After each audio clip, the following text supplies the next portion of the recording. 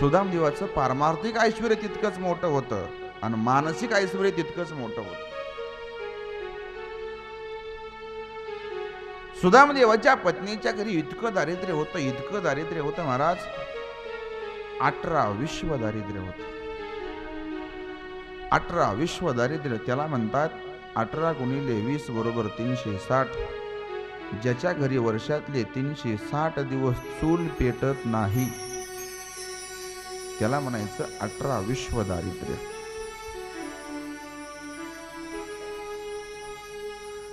चार मुलं आपल्या दारात आहेत.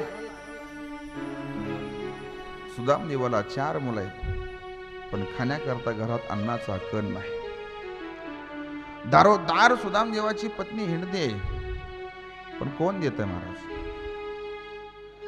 शेजाऱ्याला तुम्ही एकदा मागा, दोनदा मागा, तीनदा मागा देतात. तीनदा मागितलेलं परत केलं तर चौथ्यांदा देतात, आणि त्याच्यातलं जर परत नाही केलं असूनही नाही म्हणून सांगतात. कितीतरी अनुभव या जीवानं प्रत्येकानं घेतलेले.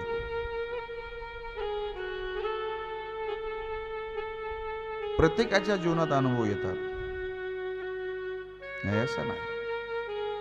आज सुदामदेवाची पत्नी ते अनुभव स्वतः घेत होती.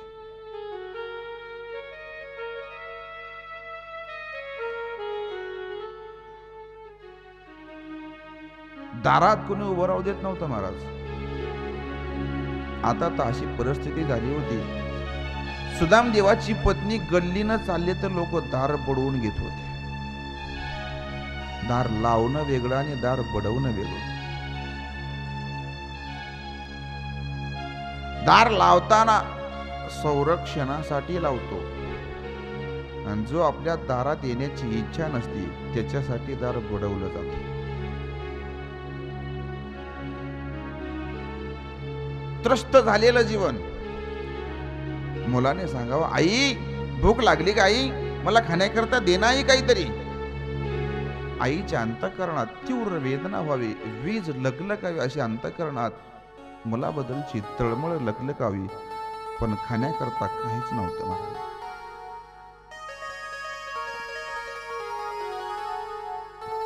आपल्या घरी असतं, कधी कधी करण्याचा कंटाळा म्हणून कमी पडतं, आणि कमी पडल्यानंतर मुलानं म्हणावं, आई बरोबर चपाती आहे का ग?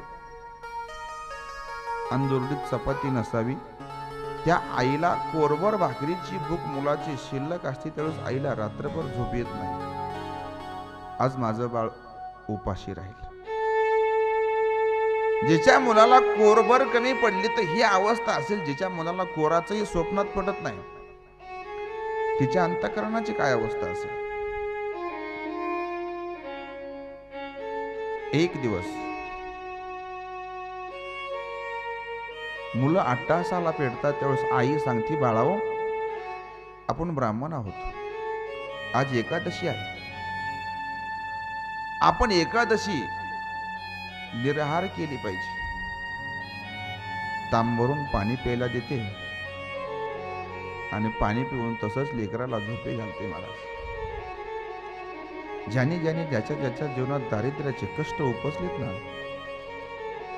ज्याने हे दिवस पाहिलेत ना, त्याला निश्चित ह्या गोष्टी आठवतात. आपण आपल्या मुलासाठी काय काय किती कष्ट केलेत, किती पोटाला चिमटे काढलेत, आणि त्यांच्या डोळ्यात देखत जर कधी अन्नाचं वाटोळं होत असेल ना, तर मग त्यांचं तोंड बसत नाही, राहत नाही. एका एका घासासाठी जीवन त्रासलेलं असतं. आज सुदामदेवाच्या घरची ही अवस्था पाहून प्रत्यक्ष भगवान परमात्मा भिक्षुकाचं रूप धारण करून येत आहेत आणि भिक्षा मागतात. भिक्षा मागितल्यानंतर सुदामदेवाची पत्नी सांगते, देवा मी तुम्हाला वाढू शकत नाही. वाढण्याकरता नाही असं म्हटले नाही, मी तुम्हाला वाढू शकत नाही. का? माझ्या घरी सूतक आहे. कशाचं? माझ्या घरी दरिद्र नावाची कन्या जन्माला आली आणि त्या दारिद्र्यामुळे मी तुम्हाला वाढू शकत नाही. भिक्षुक रूपातल्या देवाने सांगितलं हे घर सुदामाचंच आहे ना. हो, त्याच सुदामाचा आहे ना ज्या सुदामाचा मित्र भगवान कृष्ण आहे. आतापर्यंत सुदामाच्या पत्नीला ही गोष्ट माहीत नव्हती महाराज, की आपल्या नवऱ्याचा मित्र द्वारकापुरीचा राजा भगवान कृष्ण आहे. विचार करायची गोष्ट आहे. नगरसेवक आपल्या ओळखीचा असलो तर गावात तोंडारा पिटतो. आमदार असल्यावर तर आपली कॉलरच बघायची काम नाही ना. आपल्या नात्यातला मंत्री असल्यावर तर विचारूच नका. जिथं ब्रह्मांडाचा मालक याचा सखा आहे, ब्रह्मांडाचा मालक सखा असताना स्वतःच्या बायकोला देखील माहिती नाही, याला म्हणतात प्रशांत आत्मा.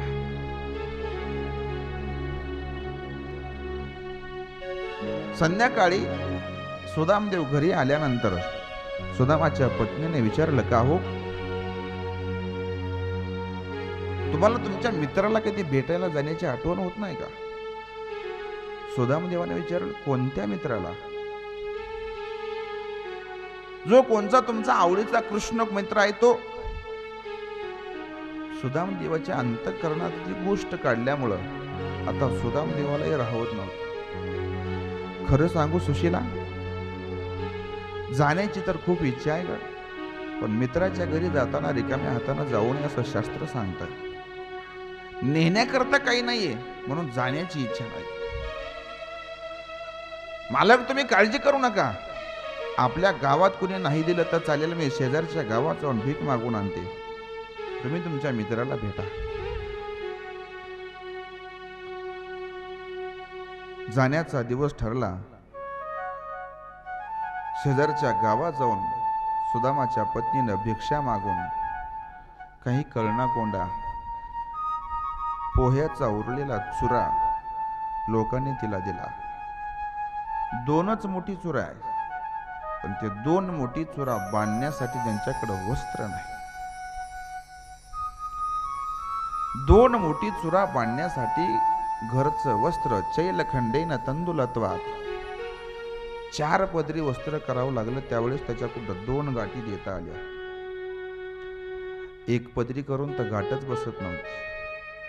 इतकं ज्याचं दारिद्र्य असेल त्याची आपण फक्त कल्पना करू शकतो.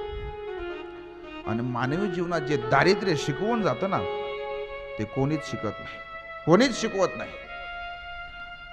मानवी जीवन जगण्याची सगळ्यात परमोच्च सीमा हे दारिद्र्य शिकवत असतं.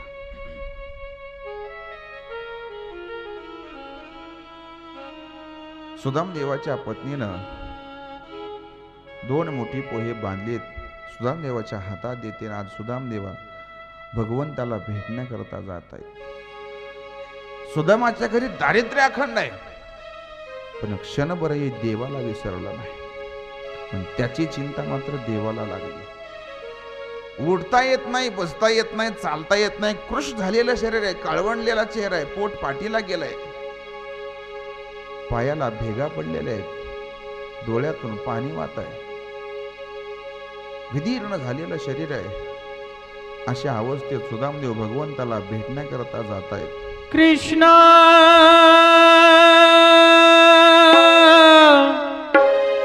कृष्णा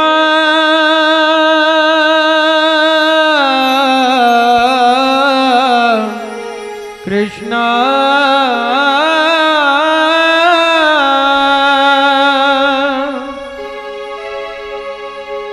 चले श्याम सुंदर से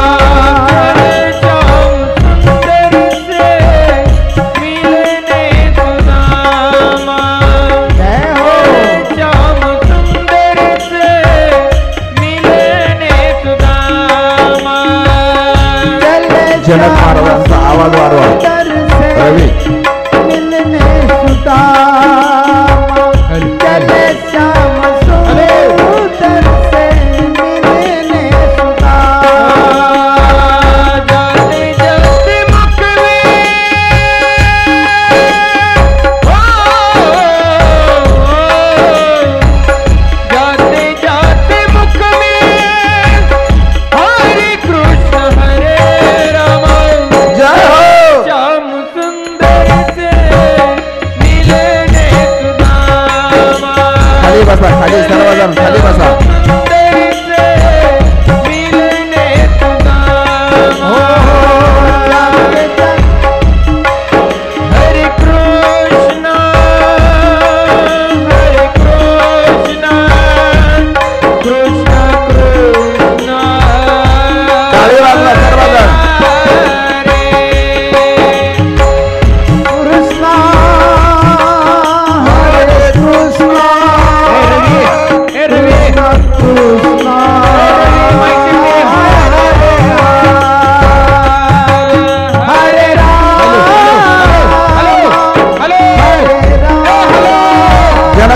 आवाज वाढवा. केसरी केसरी वायर.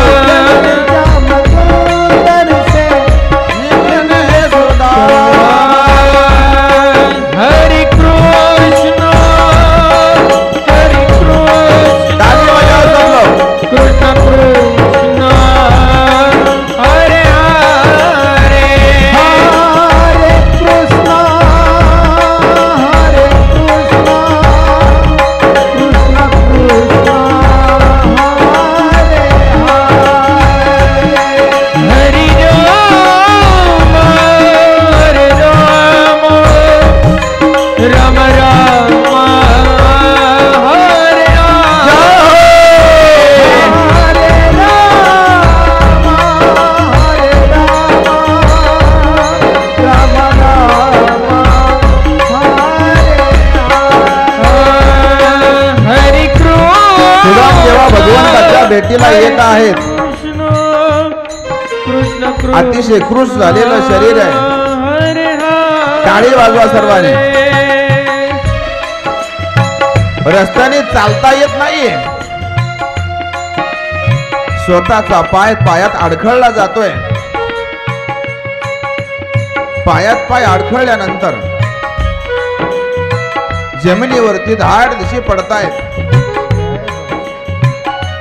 उठण्याचा प्रयत्न करतायत पण उठता येत नाहीये. अंगात तितकी शक्ती नाहीये. उठण्याचा प्रयत्न करता करता पुन्हा कोसळतायत.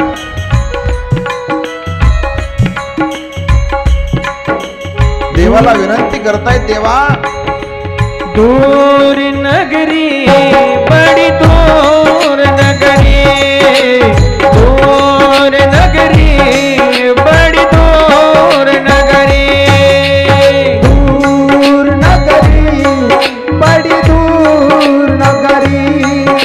देवा तुझ्या नगरीला मला यायचं आहे बड़ी दूर पण माझ्या अंगात शक्ती नाहीये. तुला भेटण्यासाठी मी निघालो तर खरा पण तुझी नगरी मात्र खूप दूर आहे देवा. कसं येऊ देव तुझ्या नगरीला. माझ्या अंगात शक्ती राहिलेली नाहीये. मी आता कृश झालेलो आहे पण येण्याची इच्छा मात्र प्रबळ आहे.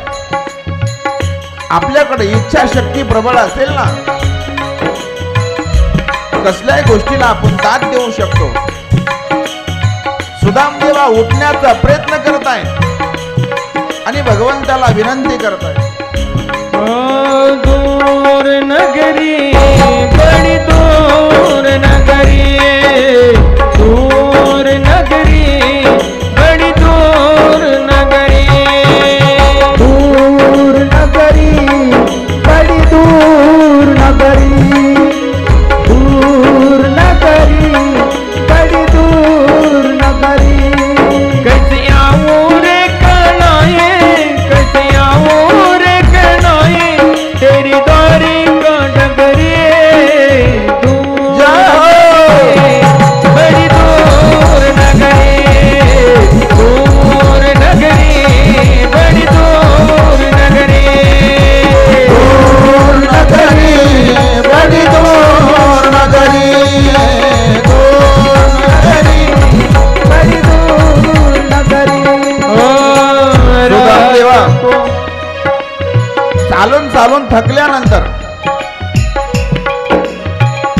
एका झाडाखाली बसल्या बसली सुदाम देवाला झोप येते आणि भगवान परमात्मा सुदाम देवाला मदत करतायत महाराज। देव सांगतोय तुम्ही माझ्यासाठी 10 पावलं चला, मी तुमच्यासाठी 90 पावलं चालण्यासाठी तयार आहे। झोपेमध्ये सुदाम देवाला उचललं आणि थेट द्वारका नगरीमध्ये आणून ठेवलं। द्वारका नगरीत आल्यानंतर सुदाम देवाला जाग येते, कुणी उठू नका। सुदाम देवा विचारतायत अरे मी आता कुठे आलेलो आहे? एका सदग्रस्ताला विचारलं हे गाव कोणतं आहे? त्याने सांगितलं ही द्वारका नगरी आहे। माझ्या कृष्णाचं घर कुठं आहे? माझ्या कृष्णाचा महल कुठं आहे? त्याने सांगितलं तो समोर जो दिसतो ना मंडप,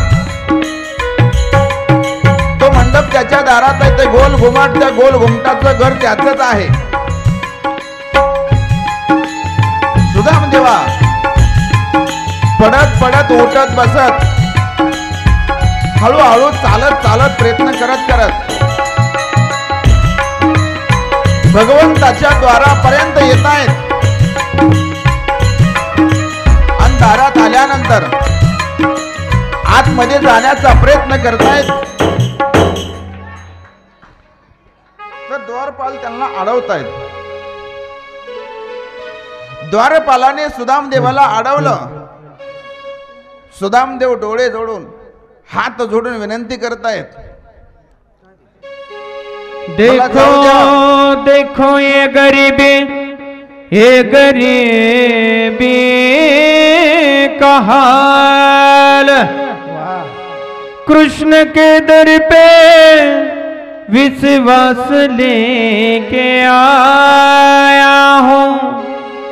मेरे बचपन का यार है मेरा श्याम, वही सोच करके आस करके आया हूँ।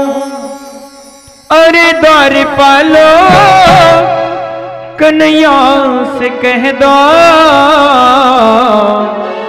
अरे द्वारपालो कन्हैया से कह दो, इधर पे सुदामा गरीब आ गया, इधर पे सुदामा गरीब आ गया है।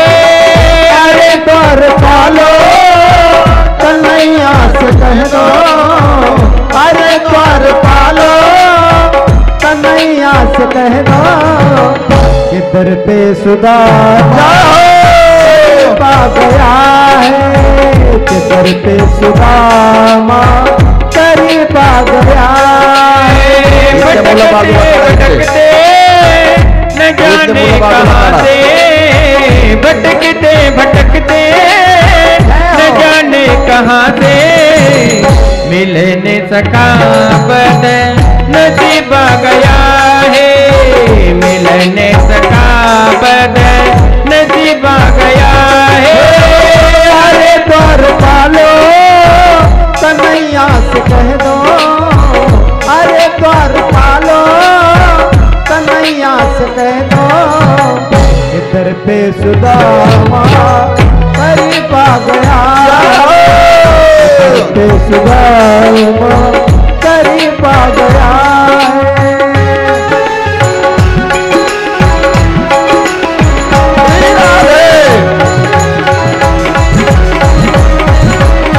ताली बजाओ।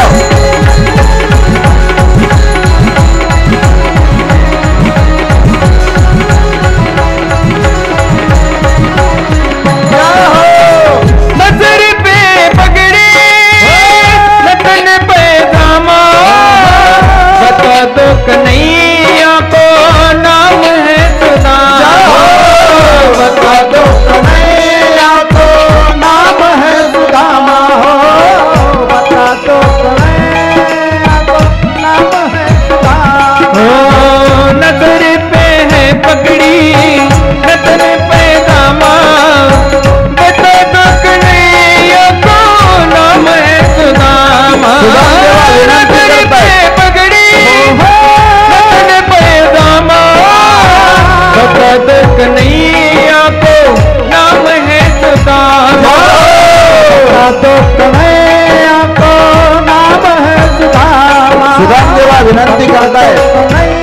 वाजवा सर्वजण. नाम है दुर्गा. एक मोह से जाकर कह दो, बस एक मोह से जाकर कह दो, मिलन सका बदल नसीब गया, मिलन सका बदल नसीब गया है.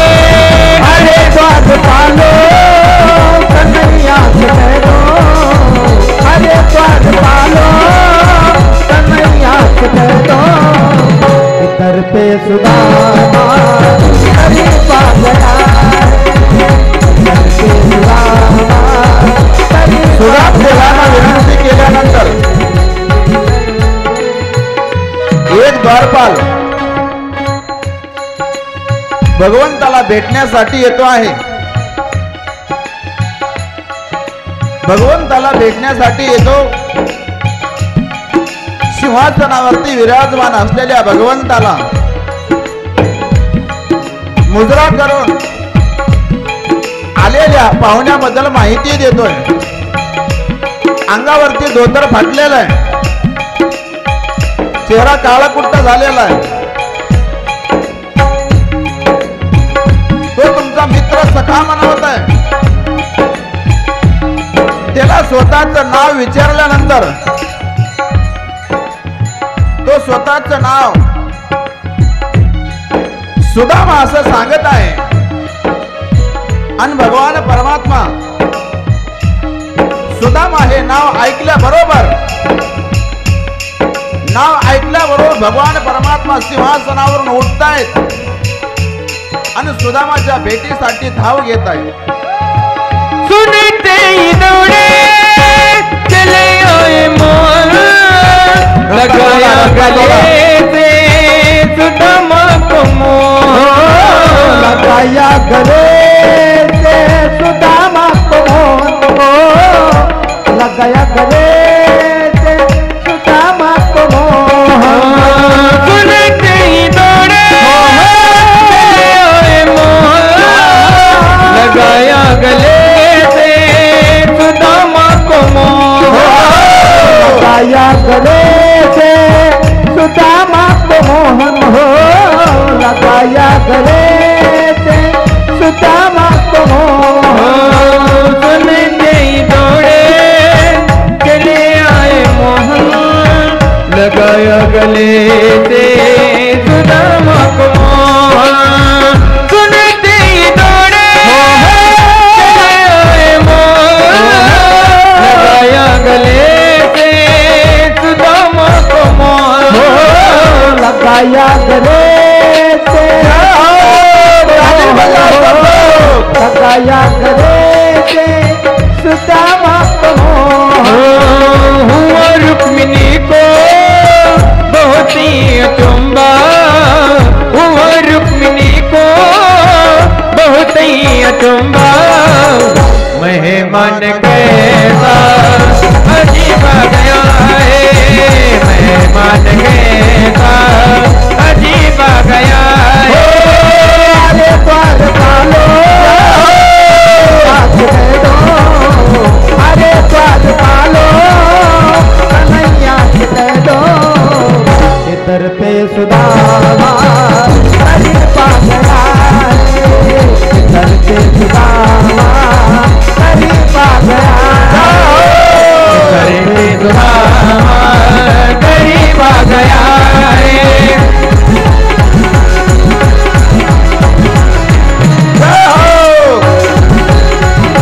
जय श्री राधे.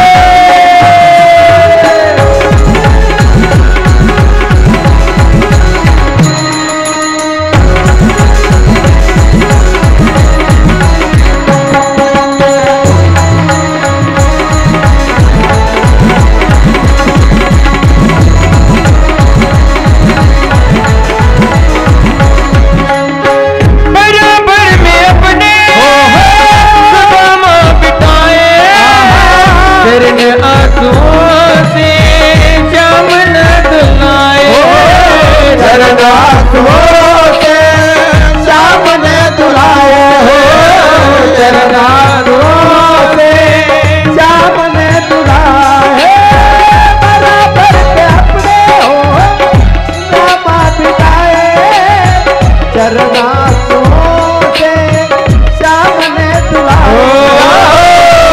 रात होते श्याम ने दुलाए न घबराओ प्यारे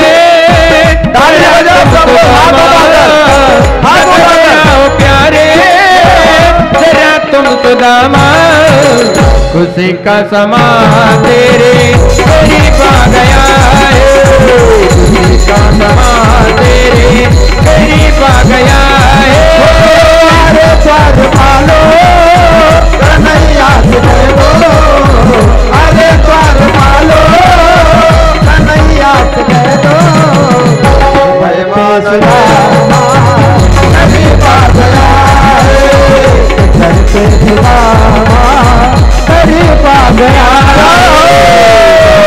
सुदामा करीब आ गया है। सुदाम देवाला भगवान परमात्मा घेऊन येत आहेत, आपल्या सिंहासनावरती बसवतायत, स्वतःच्या हातानं भगवान सेवा करतायत आणि रुक्मिणीही सेवा करते.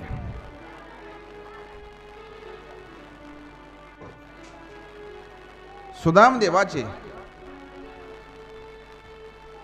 भगवान परमात्मा पाय धुण्याचा विचार करतायत आणि रुक्मिणीला पाणी आणण्याकरता सांगतायत. रुक्मिणी पाणी आणण्याकरता जाते, पण इतकाही भगवंताला वेळ सहन होत नाही. भगवंतानी स्वतःच्या नेत्राच्या अश्रूच्या धाराने सुदाम देवाचे चरण रुक्मिणी येईपर्यंत धुवून टाकले. महाराज सुदाम देवा विचार करतोय, भले मी दरिद्री असेल पण आज या घडीला माझ्यासारखा श्रीमंत जगात कोणीच नाहीये. विश्वाचा नायक जर माझ्या पायथ्याला बसला असेल तर माझ्या आयुष्यात मला आता काय कशाची कमी आहे? कशाची कमी नाही माझ्या आयुष्यात. पाय धुतल्यानंतर बऱ्याचशा गप्पा गोष्टी होत आहेत. सुदाम देवा विचारतायत आणि भगवान परमात्माही विचारतायत. देवा सुदाम देवा विचारतायत, कृष्ण उत्तर देत आहेत. कृष्ण विचारतायत, सुदाम देवा विचार देत आहेत. बालपणीच्या अनेक गोष्टीला उजाळा मिळतो. कृष्णानं विचारलं, का रे सुदामा, लहानपणापासून वैराग्यात राहत होता, वैराग्याच्या गोष्टी करत होता, लग्न वगैरे केलं का नाही? सुदाम देवानं सांगितलं, देवा तुझ्या आशीर्वादानं एक पत्नी मिळालेली आहे. तिचं नाव काय? तिचं नाव सुशीला आहे आणि नावासारखीच ती सुशीलही आहे. वा वा वा, 7व्या दिवशी का होईना शिकला.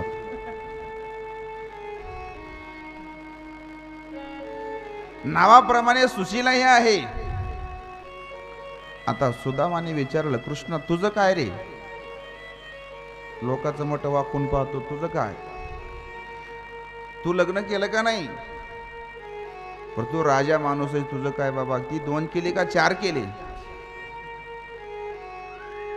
सुदामानं सांगितलं, मी काही मोजली नाहीत.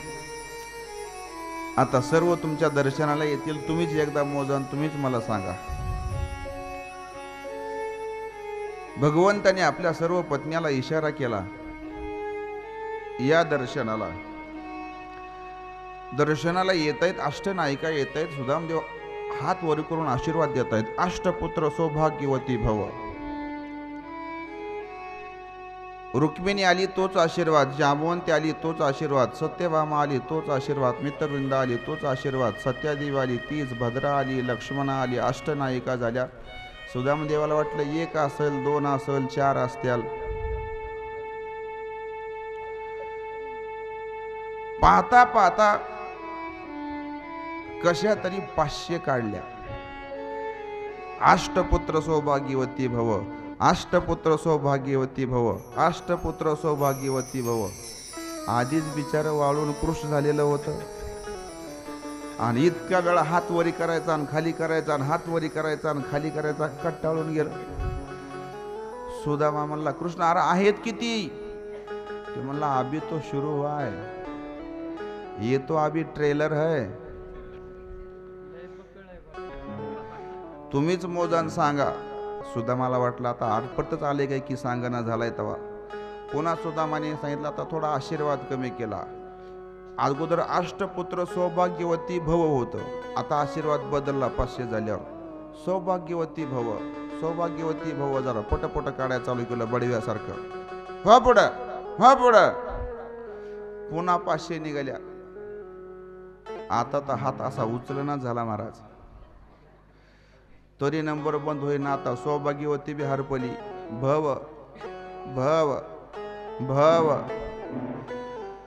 कट्टाळून गेला. शेवटी सांगितलं कृष्णा तू काय सांगू नको, तू सांगत नाही तर मला विचारायची इच्छा बी राहिली नाही.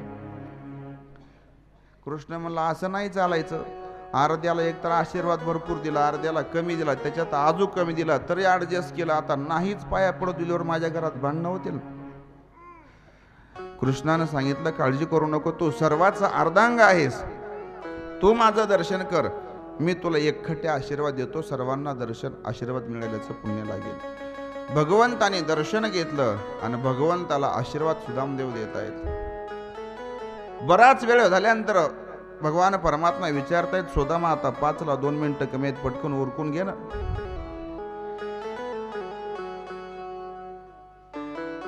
तू वहिनीचं नाव सुशीला सांगितलं आणि नावाप्रमाणे सुशीलही आहे असं म्हटलंस, मग वहिनीने निश्चित माझ्याकरता काहीतरी खाण्याकरता दिलं असेल. सुदामदेवाने हे वैभव बघितलं आणि आता त्याला लाज वाटत होती.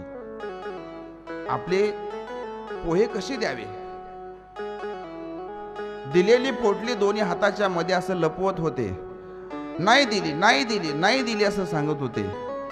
भगवंताने हात हिसकावून ती सोयाची पोटली घेतली, सोडली आणि ती पोह्याच्या पोटलीत हात घालतायत. एक मूठ घेतायत, स्वतःच्या तोंडात घालतायत आणि एक मूठ खाल्ल्याबरोबर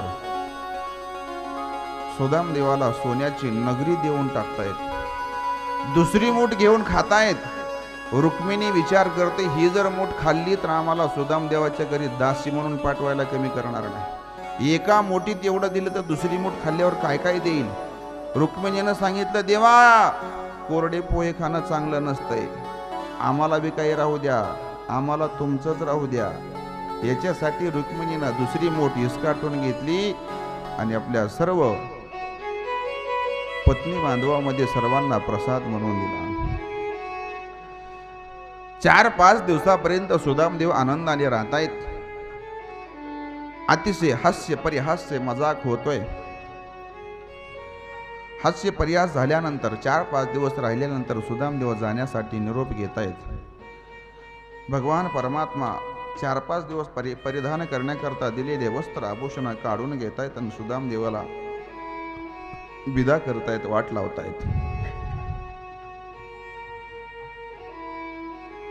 जाता जाता सुदामदेवाला भगवंताने विचारलं का रे सुदामा, जसं वहिनीने मला खाण्याकरता पोहे दिले होते तसं निरोपही काहीतरी दिला असेल ना. सुदामदेवानं सांगितलं हो निरोप दिलाय. काय निरोप दिलाय? एक निरोप दिलाय. एक मास द्वैपाक में 2 एकादशी होय, मेरे घर जो गोपाल नित्य एकादशी होय. सुदामाच्या बायकोनं निरोप दिलाय देवा मी इतके भाग्यवान आहे. लोकांच्या घरी एका महिन्यात 2 एकादशी असतायत, पण मी इतकी भाग्यवान आहे माझ्या घरी दररोज एकादशी आहे आणि मी दररोज एकादशी निर्जलाच करते आहे. हा निरोप ऐकला आणि भगवंताच्या डोळ्यात टचकन पाणी आलं. महाराज पाणी पुसण्याचं निमित्त करून डोळे झाकतायत आणि थेट भाभीला उत्तर देऊन टाकतायत. होने थी सो हो गई अब ना ऐसी होय, भाभी तेरे घर में नित्य द्वादशी होय. डायरेक्ट उत्तर देऊन टाकलं महाराज डोळे झाकून. आतापर्यंत झालेलं झालं, पण आज सुदामाच्या भेटीनं व्हावी. तुमच्या घरी नित्य द्वादशी झाल्याशिवाय राहणार नाही. तुम्हाला कसल्याही प्रकारचं कमतरता पडणार नाही. प्रत्यक्ष सुदामापुरी भगवंतांनी सुदाम देवाला देऊन टाकली. सुदाम देवाला वाट लावतायत. भगवान परमात्मा घरी येत आहेत. सुदाम देव आपल्या घरी जात आहेत. स्वतःचं गावही ओळखा येत नाही, स्वतःची झोपडी ओळखा येत नाही, नगरीचा स्वीकार करत नाहीत. सुदाम देवाच्या नगरीतून भगवंताचा आवाज येतोय, सुदामा हा मी तुला दिलेला प्रसाद आहे. तो प्रसाद ग्रहण करण्यासाठी कुठलाही अडथळा नसतो. म्हणून प्रसाद म्हणून सुदाम देवानं नगरी स्वीकारली आणि आनंदाने त्या नगरीमध्ये राहता येत. या ठिकाणी दशमस्कंदाची समाप्ती होती. एकादश स्कंदामध्ये नवयोगेश्वराचा संवाद सांगितला जातो. भगवंताचे दत्तात्रयाचे 24 गुरु सांगितले जातात. कशासाठी कोणते गुरु केले, कोणत्यापासून कोणता गुण ग्रहण केला, कोणत्यापासून दुर्गुण त्यागला, याच्यासाठी 24 गुरु करता येत. द्वादश स्कंदामध्ये परत भागवताचं महात्म्य गायलं जातं. त्या महात्म्याचे आपण 2 श्लोक सर्वांनी गायचे. या ठिकाणी आपल्या भागवताची पूर्ण आहुती होत आहे.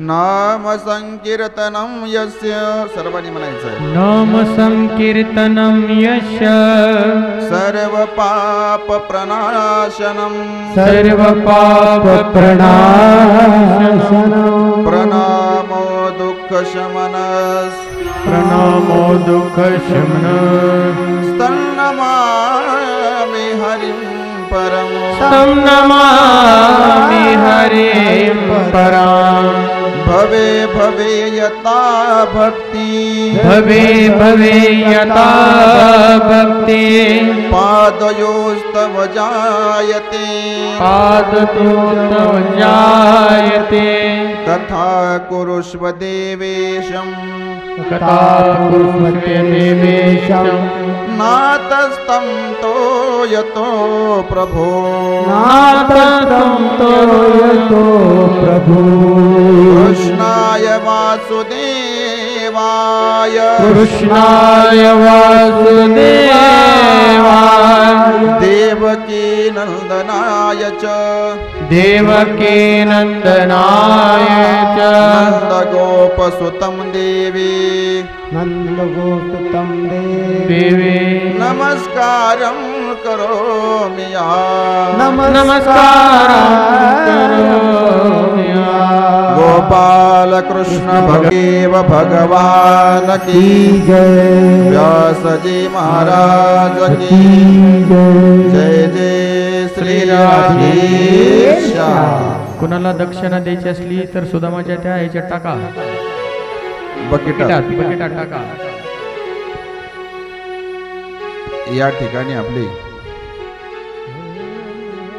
भगवंताची कथा विराम येते. प्रसाद टाकू नका, फक्त दक्षिणा टाका. शुकाचार्य महाराज राजा परीक्षिताला सांगतायत, परीक्षिता भागवताची समाप्ती झालेली, बोल तुला आता मरणाबद्दल तुझी काय इच्छा आहे. तुम तो अहम मरिष्यामी पशुबौद्ध मिमाम जही. परीक्षितानं सांगितलंय, महाराज मी आता मरणाच्या भयापासून मुक्त झालेलो आहे. मरण येणारे ते माझ्या देहाला, मी एक आत्मतत्व शिल्लक आहे.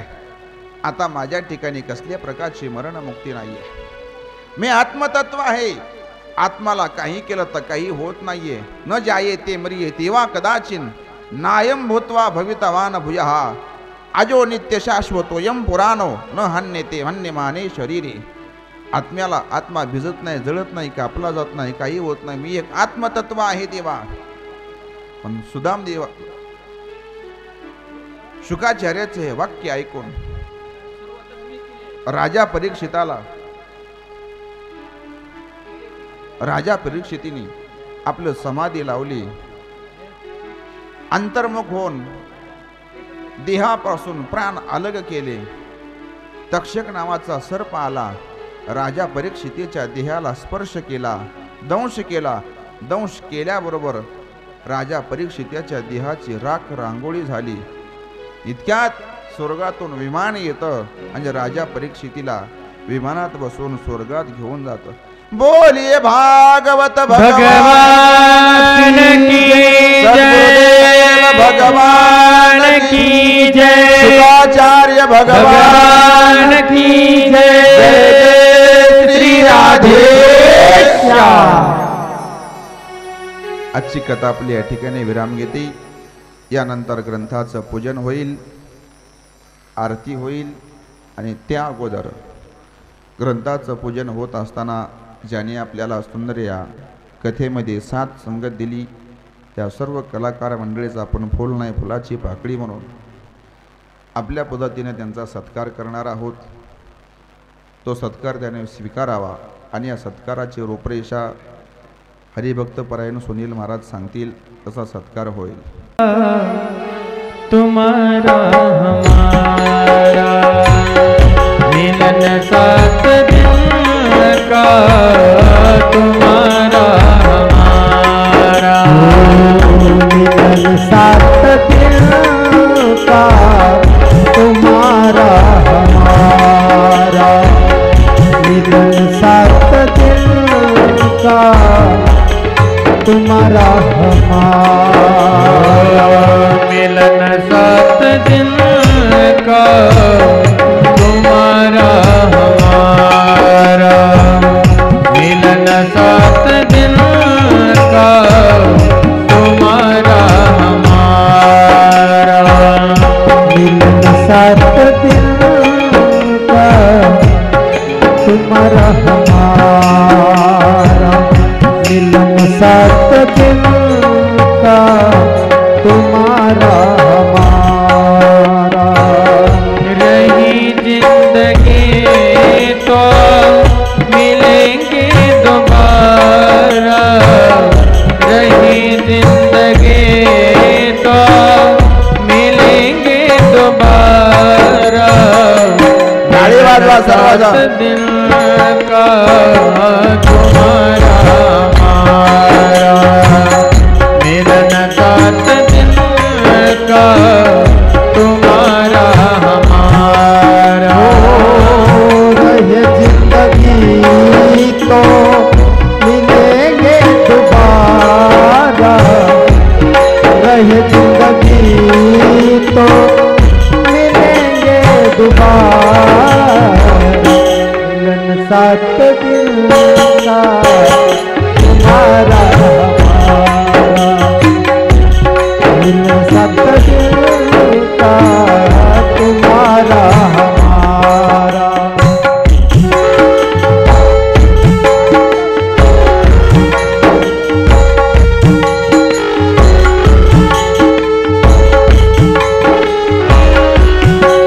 जय हो.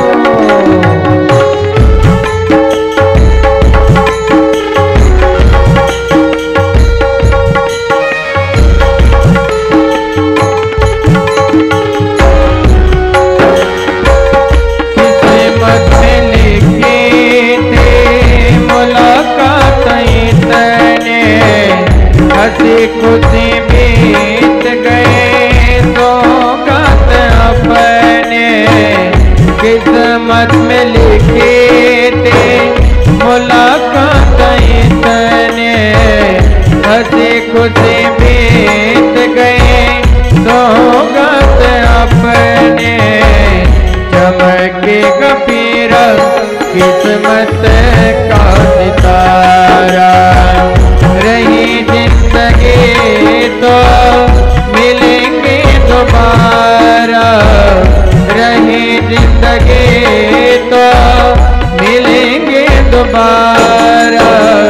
मिलन सात दिन का, तुम्हारा हमारा मिलन सात दिन का, तुम्हारा हमारा मिलन सात दिन का, तुम्हारा हमारा.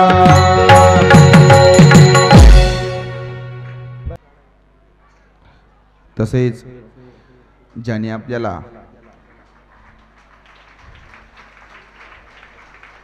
काड्या आपटून अगदी मंत्रमुक्त केलंय, बसल्या बसल्या कवनावरून तो डुलायला लावलं, असे आमचे प्याडवादक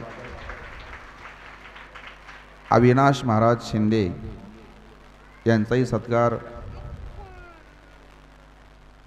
सुनील महाराज पवार हे करतील, तरी त्या सत्काराचा त्यांनी स्वीकार करावा आणि आपण सर्वांनी टाळी वाजवून त्यांचं स्वागत करायचं.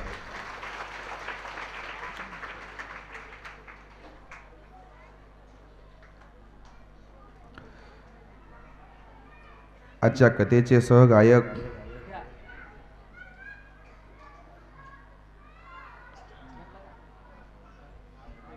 जे मनानेही भाऊ आहेत आणि कार्यानेही दिलदार आहेत, असे आमचे राजेभाऊ महाराज यांनी कथेमध्ये सुंदर गायनाला साथ देऊन प्रतिसाद दिला आणि त्याला आपण सर्व श्रोत्यांनी दाद दिली.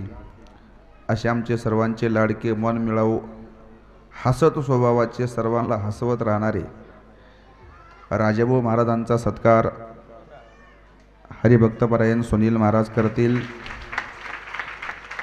आपण सर्वांनी टाळी जोरात वाजवून स्वागत करायचं. तसेच जे आमच्यावरती नेहमी बंधुवत प्रेम करतायत, आमच्या शिवशेजारचे हरिभक्तपरायण संगीत अलंकार जनक महाराज कदम यांचा सत्कार श्री हरिभक्तपरायण सुनील महाराज पवार हे करतील. जनक महाराजांना विनंती, आपलं प्रेम असंच राहू द्या, असंच वृद्धिंगत होऊ द्या आणि अशीच सेवा घडू द्या. आपण सर्वांनी टाळ्याच्या गजरात त्यांचं स्वागत करायचं.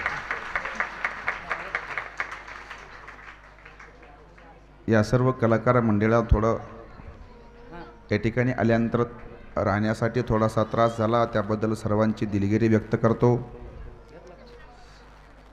तसेच ज्याने या कथेला आगळं वेगळं दृश्य दाखवून देण्याचं काम केलं,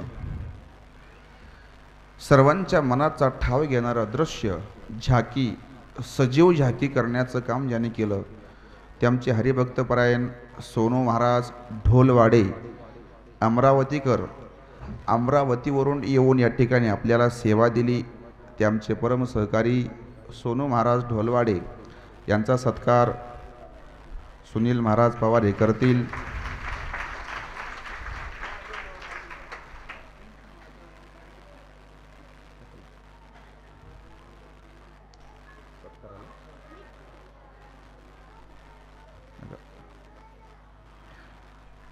तसेच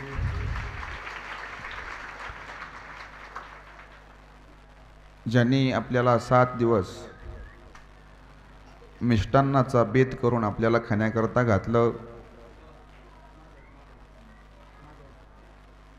असे आमचे आचार्य मंडळ, त्यांचाही या व्यासपीठाच्या वतीनं सत्कार होत आहे. महाराज, अगदी तंतोतंत स्वयंपाक, कुठल्या स्वयंपाकाला मीठही लागू दिलं नाही, इतका सुंदर स्वयंपाक त्यांनी बनवला आणि कसलंही मसाल्याचा अपव्यय न करता तंतोतंत मसाले वापरून खाण्यासारखा रुचकर, स्वादिष्ट आणि पवित्र प्रसाद आपल्याला त्यांनी या ठिकाणी मिळवून दिला आहे.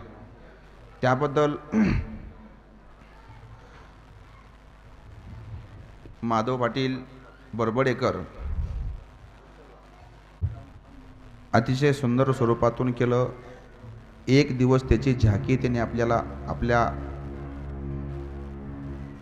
स्पीकरवरती लावून दाखवली होती. दुसऱ्या दिवशी अगदी सुंदर रेकॉर्डिंग, सुंदर शूटिंग ज्यांनी केलं, ते आमचे आप्तेष्ट परमेश्वर भाऊ कदम यांचाही सत्कार या व्यासपीठाच्या वतीनं केला जात आहे. त्यांनी आपला सत्कार स्वीकारावा ही त्यांना विनंती आहे. यानंतर आरती होईल. आरती झाल्यानंतर ज्यांना सोमवार सोडायचा आहे त्यांनी वरच्या सभागृहात बसून सोमवार सोडून घ्यावा. आपले आचार्य मंडळ या ठिकाणी आलेले आहेत. त्यांचं या ठिकाणी सुंदर मिष्टान्न करून खाऊ घातल्याबद्दल आपण सर्वांनी टाळीच्या गजरात स्वागत करायचं.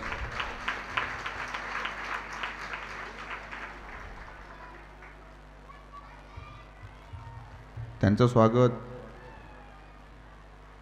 त्यांचा सत्कार दीपक फेरे हे करतील.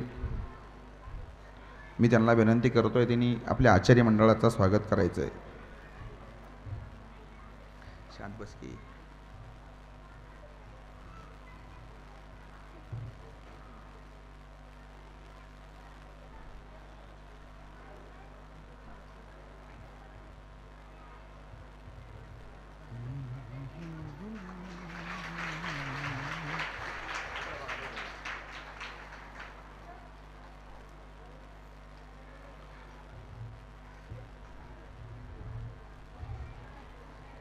यानंतर आरती होईल.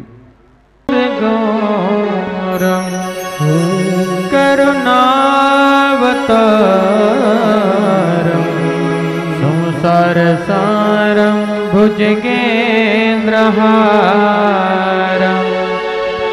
सदा वसन्तं हृदयारविन्दे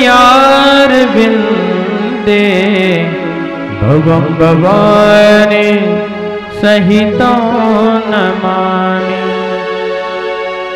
जय हो जया श्री भागवत आरती करो तुझ भगवंता. श्री सुखमुनि परम भक्ति नाना करिले गाइले हो गाइले रे चरिता आरती करो तुझ भगवंता. वेद करो जे मधुर फल स्वादुर जी आत्मा राम मुनि सकल शिवनि धारे घन सुफल महापर्वणि आली आवड़ी की आवरणी भव जल तरणी पतिता. आरती करो तुझ भगवंता.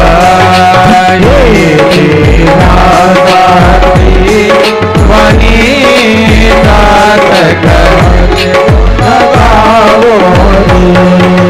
शास्त्र पुराणे मुकुटमणि परम प्रेमामृत जनने सहज सेविता भावित भक्ता उदार दाता मोक्ष तत्वता देहता. आरती करो तुझ भगवंता. रमते धनुमान जो पाने लुप्ता निर्मल भक्ति जले भरिता विहरे सचिता. बोलो कदु कमले संतति जाकुले देवनि भ्रमले भान पले रसपिता. आरती करो भगवंता. हे अपार महिमा घनता गावद वेना तुम गाता. कीर्तन तारा का मेवा देवर संता. जन गोदासा स्वयं प्रभेता द्वादश करिता देवी अंतरेता तम वरदा. आरती करो भगवंता. हे ग्रंथ नवे हाथी दूसरा कीर्ते मन पूर्णा अनन्य होता या शरणा. हचित करे जन्म मरण ए पिता बताती तिरये शांति हाथ हे वदती कृष्ण